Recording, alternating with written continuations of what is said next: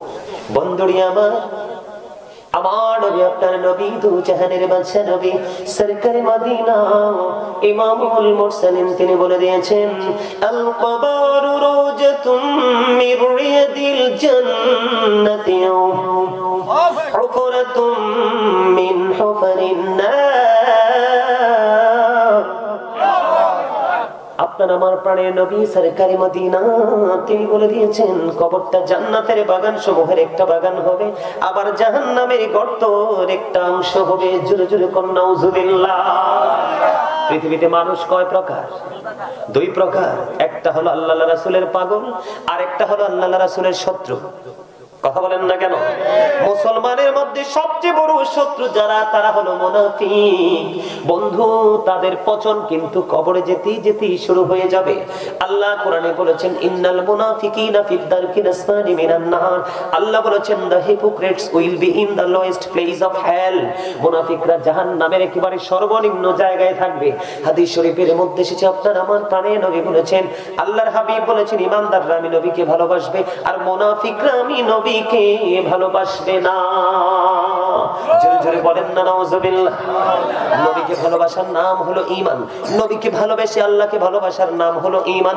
আল্লাহকে পেতে হলে স্টেশন লাগবে, সেই স্টেশন হলো মদিনা।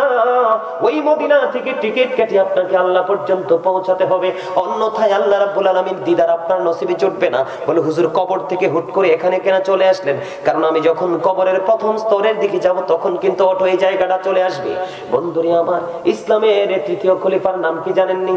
হযরত উসমান জিন নুরাইন রাদিয়াল্লাহু তাআলা আনহু। তিনি রাসূলের দুইটা কন্যার অধিকারী হয়েছিলেন, এই জন্য তাকে দুই নূরের অধিকারী বলা হয়। জোরে জোরে বলুন সুবহানাল্লাহ। বন্ধু, হযরত উসমান রাদিয়াল্লাহু তাআলা আনহু ওনার সামনে যখন বন্ধু জান্নাত জাহান্নাম নিয়ে কথা বলা হতো তখন তিনি একটু বিচলিত হতেন না। যখন তিনি কবর দেখতো, কবর দেখলে দু চোখ দিয়ে ওনার দুইটি চক্ষু দিয়ে বন্ধু ঝর্ণার মতো পানি বন্ধু প্রবাহিত হতো। ওনাকে প্রশ্ন করা হলো, কেন গো আপনি জান্নাত জাহান্নাম নিয়ে কথা বললে একটু বিচলিত হন না, হতাশ হন না, কিন্তু কবর দেখলে কেন গো আপনার চোখ দিয়ে ঝর্ণার মতো পানি প্রবাহিত হতে থাকে? হযরত উসমান রাদিয়াল্লাহু তাআলা আনহু ডেকে বললেন, আমি কবর দেখলে ঝর্ণার মতো দুই চোখ দিয়ে পানি পড়ে আমি কান্না করি প্রাণ খুলে। তার কারণ হলো কবর হলো বর্জুকি জীবনের প্রথম স্তর। যদি কোনো মানুষ কবরের এই জায়গাটা যদি সে ক্লিয়ার করতে পারে, এই জায়গাটা যদি সে উত্তীর্ণ হতে পারে, অতিক্রম হতে পারে, বাকি একটা ধাপেও তার কোনো টেনশন নেই। কিন্তু যদি সে এই জায়গাটাতে যদি মিস্টেক করে, সে যদি এই জায়গাটাকে সে যদি কন্ট্রোল করতে না পারে, এই জায়গায় পরীক্ষায় যদি উত্তীর্ণ হতে না পারে, তাহলে পরবর্তী প্রত্যেকটা ধাপ তার জন্য অত্যন্ত ভয়ঙ্কর। এই জন্য আমি কবর দেখলে বেশি বেশি কান্না করি। জোরে জোরে আল্লাহু আকবার। বন্ধুরি আমার, সাহাবায়ে কেরামের মর্যাদা কেমন? সাহাবীদের ঘোড়ার নিচের 3 আঙ্গুলের 1 সেন্টি মাটি যদি একটা পাল্লায় তুলে দেওয়া হয়, কি করা হয়? সাহাবীদের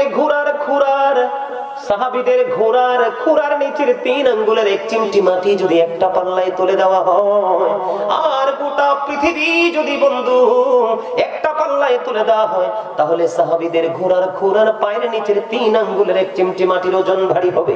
বলে হুজুর কেন গো? তারা চর্মচক্ষু দ্বারা নবীকে দেখেছেন এবং অন্তর দ্বারা বিশ্বাস করেছেন, নবীর জন্য নিজের প্রাণকে সবসময় বন্ধু প্রস্তুত রেখেছেন, এই জন্য তাদের মর্যাদা অনেক অনেক বেশি। আল্লাহর হাবিব বলেছেন, ক্বালা মান সাব্বা নাবিয়া ফাকতুরুহু ওয়া মান সাব্বা আসহাবি ফাদরিবুহু। আমার নবী বলেছেন, নবীকে যারা গালি দিবে, নবীর ইজ্জতের চাদর ধরে যারা টান দিবে, নবীজিকে যারা শান সম্মানের ইজ্জতে আঘাত করবে, উম্মত আমি অর্ডার করলাম ফাকতুরুহু, তাদেরকে হত্যা করে ফেলো। ওয়া মান সাব্বা আসহাবি ফাদরিবুহু, সাহাবায়ে কেরামকে যদি গালি দেয়, তাদের ইজ্জতের চাদর ধরে টান দেয়, তাহলে তাদেরকে বাইন্দা পিটাও। তাহলে এই হাদিস শরীফ দ্বারা কি বোঝা যায়? বন্ধু, নবী এবং নবীর সাহাবীদের দাম আছে না নাই? আরো জোরে বলেন না। এত বেশি আছে যেটা আমাদের মতো পাপী মানুষ কল্পনাও করতে পারবো না, যেটা চিন্তা করে আমাদের ব্রেইনের মধ্যে আসবে না। বন্ধু, আমি কেন আসলাম এই জায়গাটার মধ্যে? আল্লাহর হাবিব বলেছেন কবরটা দুইটা রূপ নেবে। একটা হলো বন্ধু জান্নাতীদের জন্য জান্নাতের বাগান, আর একটা হলো জাহান্নামীদের জন্য একটা জাহান্নামের গর্ত। এদিকে কিন্তু দুইটা রূপ নেবে বন্ধু। দুইটা রূপের মধ্যে একটা রূপ আমি পড়ে বলছি, বলছি, আগে জাহান্নামীদেরটা বলবো নাকি আগে জান্নাতীদেরটা বলবো? যেহেতু আপনারা জান্নাতের বাগানে এসেছেন, আগে জান্নাতীদের কথা বলবো বন্ধু। কবরের মধ্যে সর্বপ্রথম আপনারা জানেন মুনকার নাকির আসবে, ঠিক কিনা বলেন? কি কিন্তু না না, মুনকার নাকির ফেরেশতা আসার আগেও মানুষকে যখন কবরে রাখা হবে, একজন ফেরেশতার অত্যন্ত সুন্দর, যার নাম হলো রুম্মান। হুজুর ওই ফেরেশতা কেন আসবে গো? ওনার দায়িত্ব হলো বন্ধু, আপনার জীবনে যত আমল করেছেন, ওই যে আমাকে যিনি দাওয়াত দিয়েছেন সৌদি আরব থাকেন, তার নামটা কি জানি? মিজান। মিজানের গলায় একটা বেইস আছে, দেখছেন নি ঝুলানো, স্বেচ্ছাসেবক। আসার পরে দেখছি, আপনারা দেখছেন লাল পিঠায় ঝুলানো, একবারে লেমন করা আছে না তার গলায়? বন্ধু দেখেন কবর কত ভয়ঙ্কর, ওখানে আপনি একেবারে একা হবেন, নিঃস্ব হবেন। পরও কত কিছু করেছেন বউয়ের জন্য, মা বাবা ভাই বোন আত্মীয় স্বজন পাড়া পড়শির জন্য, কেউ আপনার সেই দিনের দুঃখের ভাগটা নিতে আসবে না। বন্ধু কবরে রুম্মান ফেরেশতা যাবে, যাওয়ার পরে আপনাকে বলবে, আমাকে বলবে তোমার জীবনের সবগুলো কর্ম লিপিবদ্ধ করো। বন্ধু ভালো ভালো কর্মগুলো লিখবে হাসি খুশি ভাবে, মন্দ কর্মগুলো লিখতে চাইবে না। ও বন্ধু অনেক বড় ঘটনা, অনেক বেশি বিকট প্রহারের কারণে বন্ধু তিনি কি করবেন? লিখবেন। লেখার পরে রুম্মান ফেরেশতা তার আমল নামাটা তার গলার মধ্যে ঝুলিয়ে তিনি প্রস্থান করবেন। করতে করতে ওই যে মুনকার নাকির দুইজন ফেরেশতা বন্ধুরি আমার, কালো বর্ণের নীল চক্ষু হবে তাদের, কালো বর্ণ হবে, চক্ষুগুলো হবে নীল। কবরের মধ্যে প্রবেশ করবে, কবরের মধ্যে প্রবেশ করার পরে বন্ধু তাকে উঠাবে, উঠানোর পরে প্রশ্ন করবে আপনার রাসূল সম্পর্কে, তোমাদের মধ্যে যেই নবী আল্লাহ রাব্বুল আলামিন পাঠিয়েছিলেন, ওই নবী সম্পর্কে তোমার মন্তব্য কি, চিন্তা কি, ভাবনা কি, মনোভাব প্রকাশ করো। তখন বন্ধু মুমিন যারা, কারা? যিনি মুমিন তিনি সাথে সাথে সাক্ষী দিয়ে দিবেন, তিনি সাথে সাথে বলে দিবেন, তিনি হলেন, আমি সাক্ষ্য দিচ্ছি, তিনি হলেন আল্লাহর প্রিয় বান্দা ও রাসূল। জোরে জোরে সুবহানাল্লাহ, আর জোরে বলেন না সুবহানাল্লাহ। আলহামদুলিল্লাহ বলতে পারেন না? হায় আল্লাহ, আলহামদুলিল্লাহর মানে কি জানেন? আরে আপনারা তো আল্লাহ চাইলে কুকুর বানাইতে পারতো, বিড়াল বানাইতে পারতো, টোলা বানাইতে পারতো, পারতো না? আল্লাহ চাইলে বানাইতে পারতো না? আল্লাহ বানাইছে কি? মানুষ। শ্রেষ্ঠ সম্মান দিয়েছেন, তার মধ্যে আরো বেশি সম্মানী আখিরি নবীর উম্মত। আপনি কি জানেন আপনার সম্পর্কে আল্লাহ কি ওয়াজ করেছে কোরআনে? ফি আইয়ি সূরাতিন মা শাআ রাক্কাবাক। আল্লাহ বলে, আল্লাহ ক্রিয়েটেড দ্য মাইন্ড। আল্লাহ বলেন মানুষকে আল্লাহর ইচ্ছে মতো করে গঠন করেছেন, ক্রিয়েট করেছেন নিজের মন মতো করে। আপনি কি আল্লাহর মন মতো হতে চলছে? আরে মিয়া প্রশ্নের উত্তর তো থাক দূরের কথা, মিয়া ফেরেশতা দেখলে আমার মনে পায়খানাই করে দিলে, তবে পায়খানাও আসবে না, এটা পেটের মধ্যেই যন্ত্রণা দিবে। কি কন? যেই মুসলমান নিয়ে আমরা all praise is to Allah, সমস্ত প্রশংসা আল্লাহর জন্য, কেন মানুষ বানাইছে এবং আরো হাত পা চোখ কান সবকিছুকে ইনটেক করে দিয়েছেন, কোন অংশে কোনো গলদ নেই। সূরা ৩ খুলে দেখেন, লাকাদ খালাকনাল ইনসানা ফি আহসানি তাকওয়িম। আসমান জমিন চন্দ্র সূর্য সবকিছুর চাইতে সুন্দর করে বানাইছে আল্লাহ মানুষকে। আজকে সেই মানুষ পথভ্রষ্ট, জাহান্নামের কীট হিসাবে রূপান্তরিত হচ্ছে। জোরে জোরে কন্যা নাউযুবিল্লাহ। আল্লাযী খালাকাল মাউতা ওয়াল হায়াতা লিয়াবলুওয়ান নাস, যিনি জীবন সৃষ্টি করেছেন, মৃত্যু সৃষ্টি করেছেন, কেন জানেন? মানুষকে পরীক্ষা করার জন্য। আজকের এই মাহফিল আজকের এই মাহফিল আপনাদের এটা কি চৌবিপুর ইসলামী মানব কল্যাণ ফাউন্ডেশনের উদ্যোগে দ্বিতীয় বার্ষিক তাফসীরুল কোরআন মাহফিলের আয়োজন করেছেন। এই চৌবিপুরের মানুষের জন্য আজকের এই মাহফিল হলো পরীক্ষা। আজকে তাদের এক্সাম চলতেছে। কি চলতেছে? এক্সাম চলতেছে। আজকে কেউ হারবে, কেউ জিতবে, কেউ নিষ্পাপ হবে, তো অনেক বড় পাপী হয়ে কবরে যাবে, ঘরে যাবে। সম্মানিত উপস্থিতি, আপনারা তো মনে করেন যে এটা জাস্ট ফর্মালিটি, আর এটা তো সব এলাকায় হয়। এটা জান্নাতের বাগান, চারপাশে আছে রহমতের ফেরেশতারা। আপনার বাড়ির আঙ্গিনায় নাই, আজকে চারপাশ রহমতের ফেরেশতারা ঘেরাও করে রেখেছেন। বন্ধুরে আমার বলতেছিলাম, হৃদয়ে জানালা খুলে সবাই শোনেন। যখন ওমর প্রশ্ন করতে দেরি রে, নবী সম্পর্কে উত্তরটা তাৎক্ষণিকভাবে দিয়ে দিবেন। দিতে দেরি রে ও বন্ধু, দৈর্ঘ্য এবং প্রস্থে, দৈর্ঘ্য এবং প্রস্থ বুঝেননি? ফাতাইল্লা দিগিল্লা আঞ্চলিক ভাষা, ঠিক না?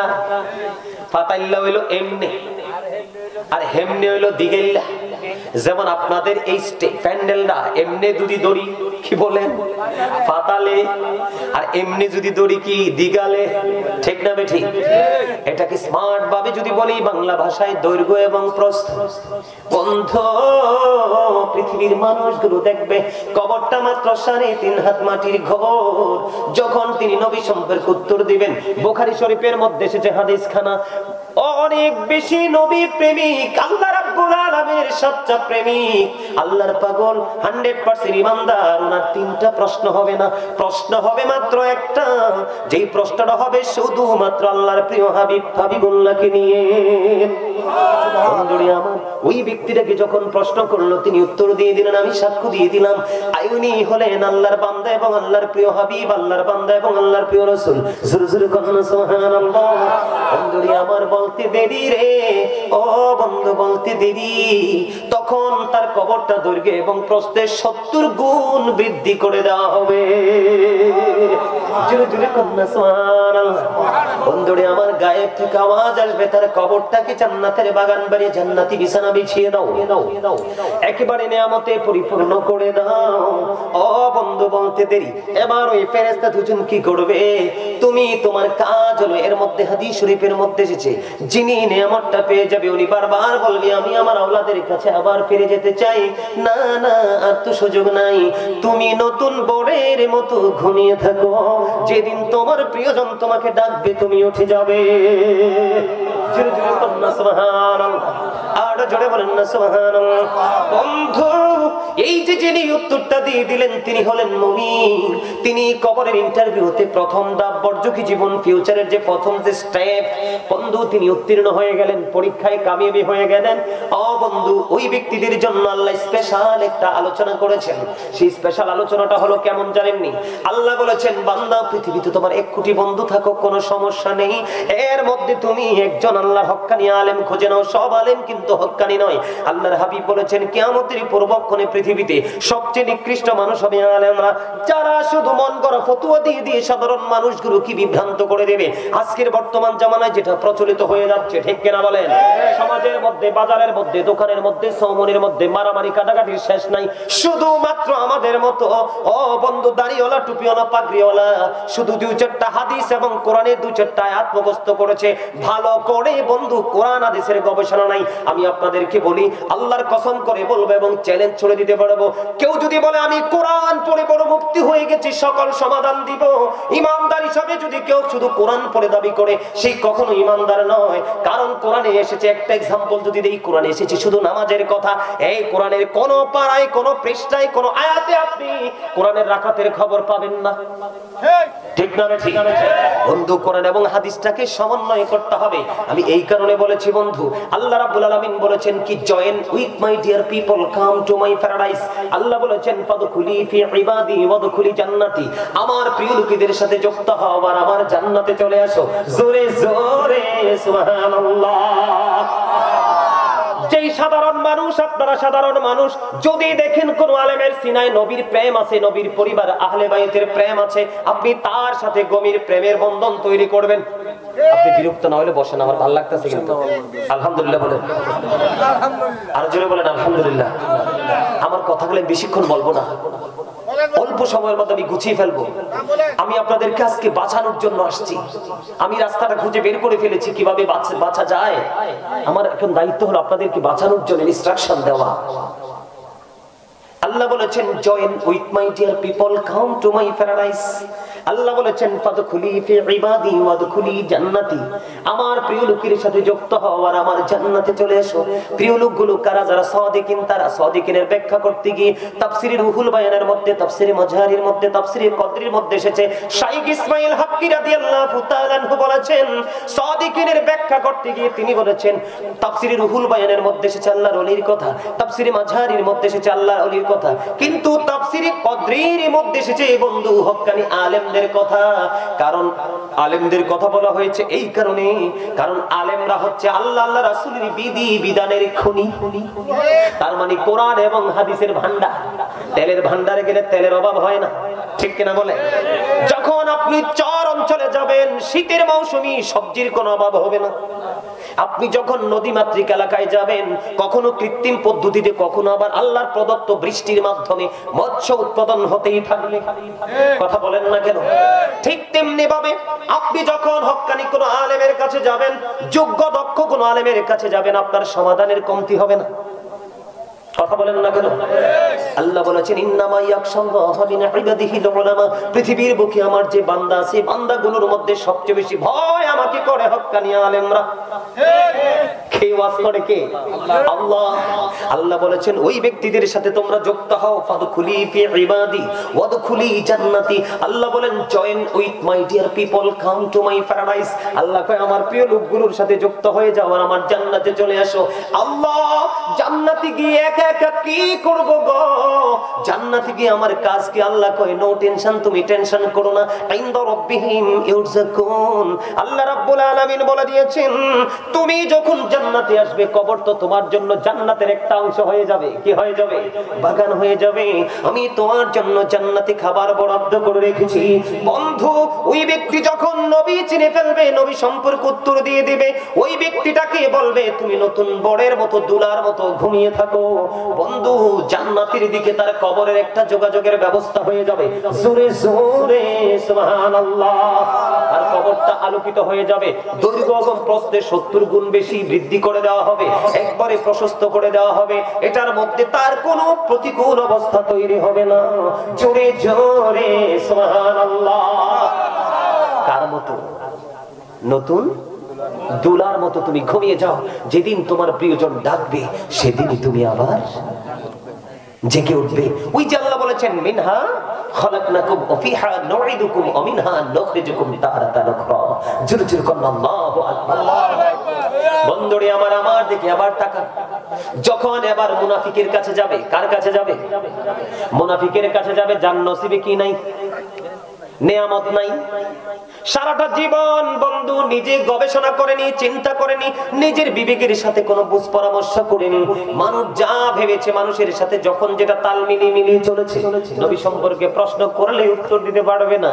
তিনি বলবেন, মানুষ যা ভাবতো আমিও তা ভাবতাম, মানুষ যেটা বলতো আমিও সেটা বলতাম, মানুষ যেটা চিন্তা করতো আমিও সেটা চিন্তা করতাম।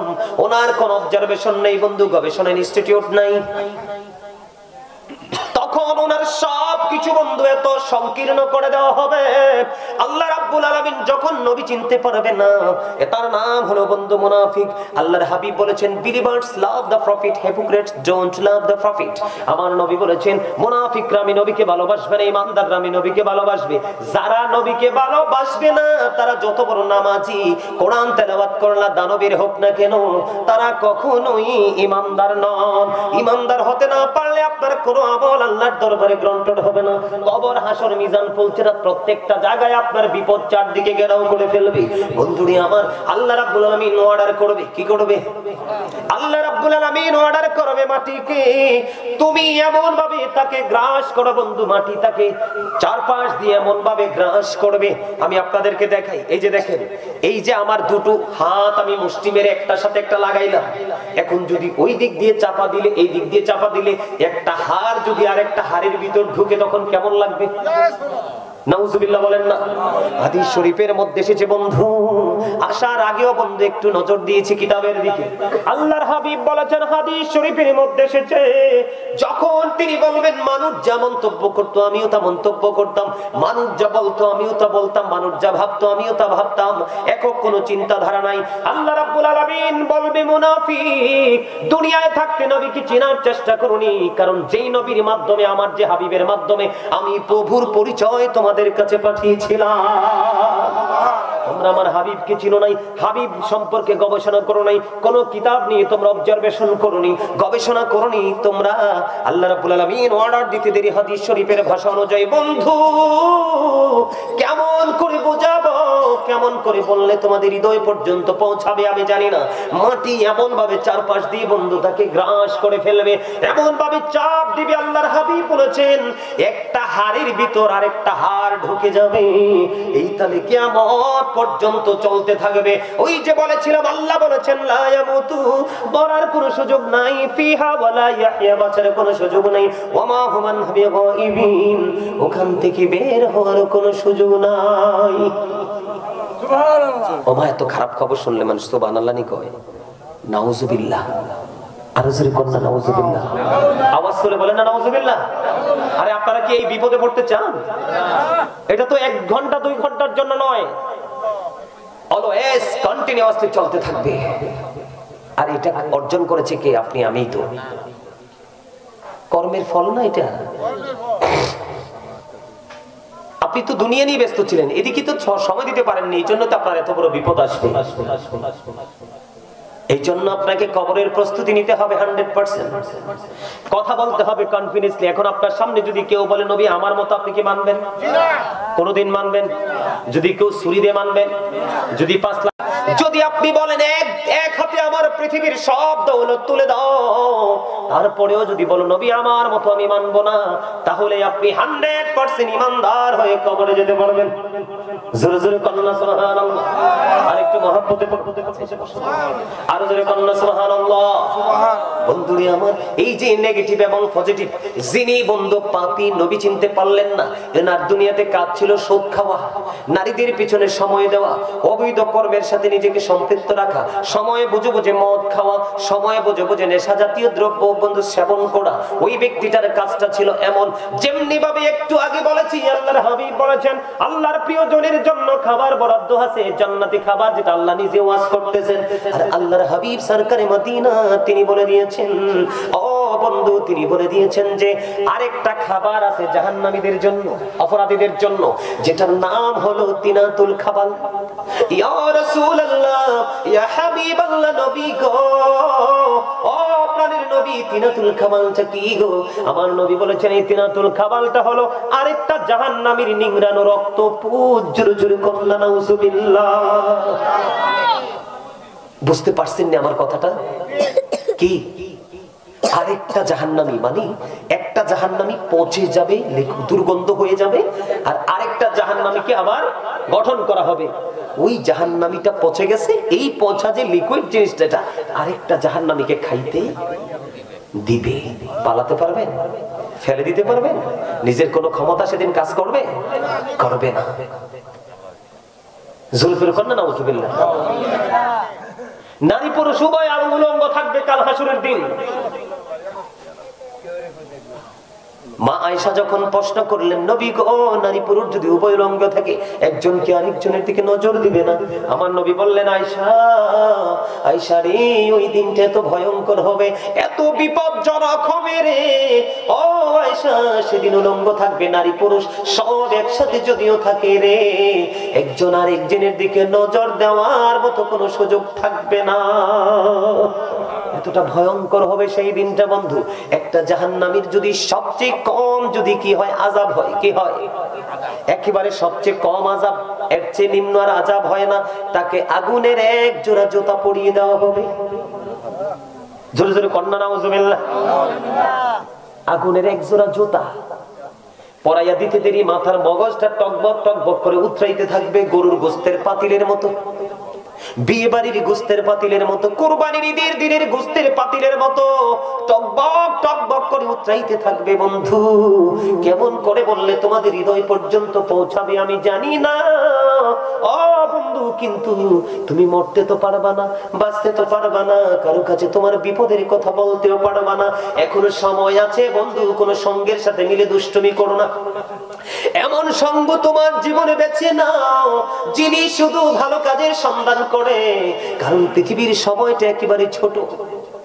এত যে ছোট, চক্ষুটা তুমি মেলে তাকিয়েছ, পলক ফেলতে খুলতে আর পলক ফেলতে যতটুকু সময় লাগে তার চাইতেও ছোট্ট এই পৃথিবীর জীবনটা। এই জন্য বলছি বন্ধু, একটু সচেতন হও। এই যে আগুনের কথা বললাম বন্ধু, আগুনের কথাটা বললাম, আগুনটা কতটা ভয়ঙ্কর হবে। হযরত আবু হুরায়রা রাদিয়াল্লাহু তাআলা আনহু থেকে হাদিস কানা বর্ণিত, আমার নবী, আপনার নবী, দু জাহানের বাদশা নবী, তিনি বলে দিয়েছেন জাহান্নামের আগুনকে আল্লাহ রাব্বুল আলামিন 1000 বছর তাপ দিয়েছেন, আগুনের রং হয়ে গেল লাল। আল্লাহ কয় না না, এই আগুনে হবে না, এত বেশি অপরাধী হবে। আরো 1000 বছর তাপ দিলেন, আগুনের রং হয়ে গেল বন্ধু সাদা। আরো 1000 বছর তাপ দিল, আগুনের রং হয়ে গেল কালো। একে একে 3000 বছর আগুনটাকে উত্তপ্ত করে বরাদ্দ করে রেখেছে রে। শুধু এই মানুষ রূপী যে অমানুষগুলো ইসলামের আইনের, আল্লাহ এবং আল্লাহর হাবিবের আলেম ওলামাদের কথার কোনো তোয়াক্কা করেনি, নিজেদের মতো করে নিজেদের জীবন পরিচালনা করেছে, মসজিদের দিকে যায়নি, ভালো কোনো কাজে যুক্ত হতে চায়নি, যদিও করেছে মানুষকে খুশি করার জন্য বলেছে, অনেক সময় গিয়েছে খাবারের জন্য গিয়েছে, আছে না নাই বন্ধুরি আমার? এই যে প্রতিকূল অবস্থা যাদের জীবনে ছিল তাদের উপায় থাকবে না বন্ধু। এই জন্য বলেছি একটু চিন্তা করতে হবে। এদিকে তাকান, কত হাজার বছর? 3000 বছর আগুনের 3টা রূপ নিয়েছে। এর মধ্যে সবচেয়ে জিরো যেটা আছে সেটা হলো বন্ধু কালো। এই কালো অবস্থায় আগুনটা বন্ধু বরাদ্দ করেছে। জিবরাইল আলাইহিস সালাম গেলেন, জাহান্নামের পাহারাদার যিনি, জাহান্নামকে যিনি পাহারা দিচ্ছে, সিকিউরিটি, ওই ফেরেশতার নাম হলো মালিক। ওনার কাছে গিয়ে বললেন আমাকে জাহান্নাম থেকে একটু আগুন বের করে দিতে হবে। ওই মালিক ফেরেশতা বললেন কতটুকু? বলেন ওই সরিষা পরিমাণ, না সরি, তিনি বলেছেন আগুনের এই আঙ্গুলের মাথায় যতটুকু আসে ওই রকম পরিমাণ। তিনি বললেন না না, জাহান্নাম থেকে ওই পরিমাণ আগুন যদি বের করে দেই, আসমান জমিন, আল্লাহর আলম, সাত আসমান সাত জমিন পড়ে ছাই হয়ে যাবে। জোরে জোরে আল্লাহু আকবার। পরিমাণটা কমাতে হবে। জিবরাইল বললেন আল্লাহ গো, পরিমাণটা কমাতে হবে। আল্লাহ বললেন সরিষা পরিমাণ। সরিষা পরিমাণ দিতে মালিক ফেরেশতা রাজি হয়েছে।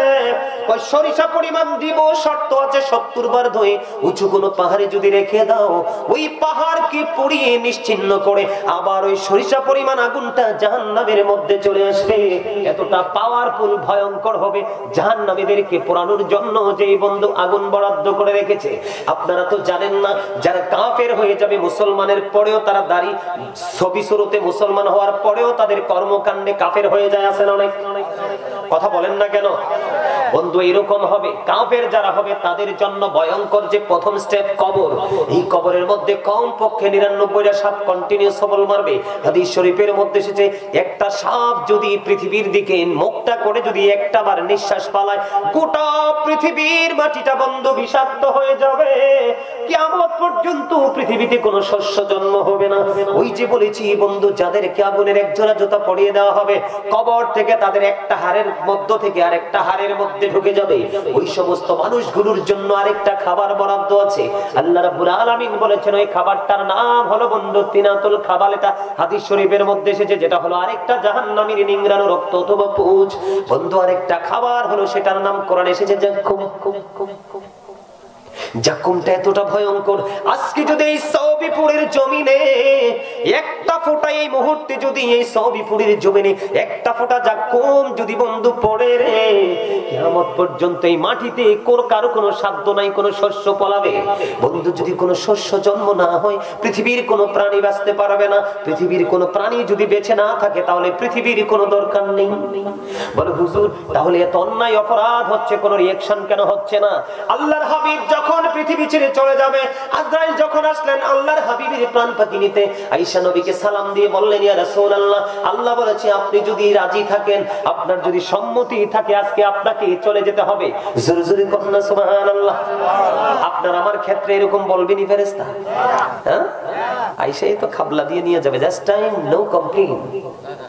ঠিক না ঠিক? নবীকে যখন বললেন, নবীজি বললেন আল্লাহ যেমনি চায় আমি এমনি রাজি। সুবহানাল্লাহ কোন, কারণ বন্ধু তো কি, এক বন্ধু তো আরেক বন্ধুকে কষ্ট দিতে পারে না। এক বন্ধুর সাথে আরেক বন্ধু প্রেমের দিক দিয়ে মিশে গেছেন, ঠিক কিনা বলেন না? বন্ধু আমি আপনাদেরকে বলি, আল্লাহর হাবিব চলে যাওয়ার আগে আজরাইলকে বললেন, আজরাইল আমার চলে যাওয়ার আগে কিছু শর্ত আছে। কয় শর্ত কি? আমাকে তোমার ফয়সালা দিতে হবে। আমি যদি পৃথিবী ছেড়ে চলে যাই আমার উম্মতগুলো একা হয়ে যাবে, দায়িত্ব নিবে কে? আল্লাহ রাব্বুল আলামিন জিবরাইলের মাধ্যমে খবর জানিয়ে দিলেন, জিবরাইল আমার হাবিবকে জানিয়ে দাও আমি আমার হাবিবের উম্মতের দায়িত্ব আমি আল্লাহ নিজেই নিয়ে নিলাম। এই জন্য আমাদের মর্যাদা এত বেশি আখির নবীর উম্মত হওয়ার কারণে। বন্ধু আমি আপনাদেরকে বলি, কাফেরদের জন্য আরো ভয়ঙ্কর শাস্তি। একদিকে 99 সাপ, বিষাক্ত সাপ কন্টিনিউ কি করবে? কামড় দিতে থাকবে, কিন্তু বাঁচতেও পারবে না, মরতেও পারবে না, পালাতেও পারবে না। সৌদ নামক একটা পাহাড় আছে জাহান্নামের মধ্যে, উঠতে লাগবে 70 বছর। কত বছর? উঠতেই লাগবে 70 বছর, নামতে লাগবে তেমন। এইভাবে তার সাজাটা বন্ধ বহাল থাকবে।